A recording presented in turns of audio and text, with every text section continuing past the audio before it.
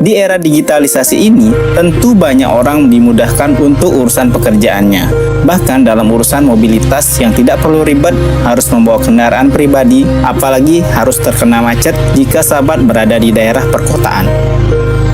Salah satu solusinya ya jelas menggunakan jasa ojek online yang nyaman dan aman, yakni Gojek. Sang founder Gojek ini sangat mengetahui sekali akan kebutuhan ini karena berdasarkan pengalaman pribadinya, sehingga lahirlah jasa ojek online melalui aplikasi smartphone sampai saat ini. Gojek itu idenya lahir dari frustrasi saya gunain ojek di Jakarta. Oh gitu ya? Jadi sebenarnya alasan jujurnya saya bikin Gojek itu karena saya membutuhkan layanan tersebut. Ya, jadinya karena kemana-mana naik ojek. Waktu itu saya di konsultan di McKinsey, kemana-mana kalau mau meeting naik ojek, karena kalau naik mobil nggak bakal nyampe. Meeting klien bakal selalu telat. Iya. Tapi kenyataannya kalau lagi butuh ojek nggak ada. Kalau nggak butuh ojek menu-menuhin di pangkalan.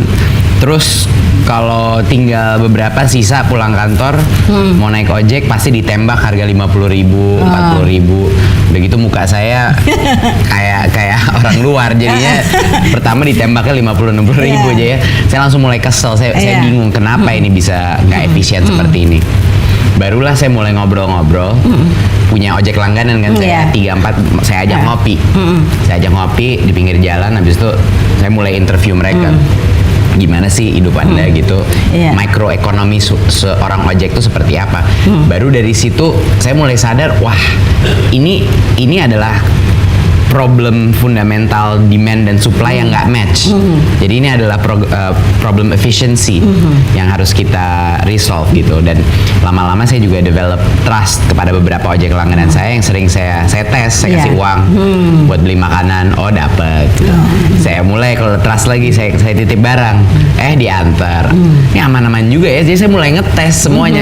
Terus persepsi ojek sebagai suatu bagian dari komunitas yang kumuh dan tidak terpercaya itu mulai hilang di benak saya. Wah, ini ada satu discovery gitu. Barulah saya mulai meluncur bikin call center. Gojek terus bertumbuh dengan pesat. Namun, hal ini tidaklah mudah untuk dicapai. Jadi, seperti apa sih kisah di balik kesuksesan founder serta Gojek ini? Kalau kita bicara tentang Gojek, tentu banyak orang tahu foundernya karena kejeniusan beliau sampai dilantik menjadi Menteri Pendidikan, Kebudayaan, Riset dan Teknologi Republik Indonesia. Ia adalah Nadiem Makarim. Nadiem juga memiliki karir yang bagus sebelum ia benar-benar fokus untuk mengembangkan bisnisnya di perusahaan Gojek. Kenapa Nadiem bisa sehebat itu? Nah, kita cari tahu. Pada tahun 2006 setelah lulus sarjana, Nadiem memulai karirnya sebagai konsultan manajemen di McKinsey & Company pada tahun 2006 sampai 2009. Ia memulai karirnya ini sembari melanjutkan pendidikannya di Universitas Harvard. Namun setelah memperoleh gelar MBA, ia terjun sebagai pengusaha dengan mendirikan startup sendiri yakni Gojek pada tahun 2010. Sembari menjalankan usahanya ini, ia juga mendirikan Salora Indonesia pada tahun 2011 sampai 2012. Perusahaan yang bergerak di bidang toko online busana dan kecantikan. Di perusahaan tersebut, ia menjabat sebagai co-founder dan managing director. Namun pada tahun 2012, ia memutuskan untuk keluar dari Salora untuk lebih fokus pada Gojek yang pada saat itu sudah memiliki 15 karyawan serta 450 mitra driver. Sambil mengembangkan Gojek, Nadiem juga menjadi Chief Innovation Officer Kartuku setelah keluar dari Salora pada tahun 2013 sampai 2014. Saat awal berdiri, Kartuku tidak ada kompetitor dalam sistem pembayaran non-tunai di Indonesia. Lalu Kartuku kemudian diakuisisi oleh Gojek untuk memperkuat GoPay pada sistem pembayarannya yang saat ini masih kita gunakan sebagai e-wallet pada aplikasi Gojek. Awal mula berdirinya Gojek.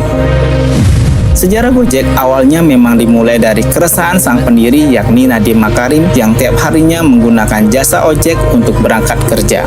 Nadiem melihat jika sebagian besar pengemudi ojek menghabiskan waktu mangkal menunggu para penumpangnya atau calon penumpang. Di samping itu, Nadiem juga menilai kalau transportasi Gojek ini masih cukup langka bila dibandingkan dengan transportasi lainnya. Atas keresahan inilah, Nadiem mulai melihat adanya peluang untuk mengembangkan layanan bagi pengemudi dan penumpang ojek. Sehingga setelah banyak pertimbangan dan penyusunan strategi, Nadiem mulai mendirikan Gojek ini di tanggal 13 Oktober 2010. Gojek bermula hanya memiliki 20 driver saja pada saat itu. Selain itu, Gojek juga belum mengeluarkan aplikasi dan hanya mengandalkan call center sebagai penghubung antara penumpang dan pengemudi. Tahun 2018, Google mengumumkan jika telah memberi pendanaan juga pada Gojek. Hal ini pun menjadi investasi pertama bagi startup di wilayah Asia yang dilakukan oleh Google. Jumlah kisaran pendanaan dari Google pun tidak secara terbuka disebutkan. Setelahnya, di tahun yang sama pula, Astra International memberi investasinya sebesar 150 juta USD.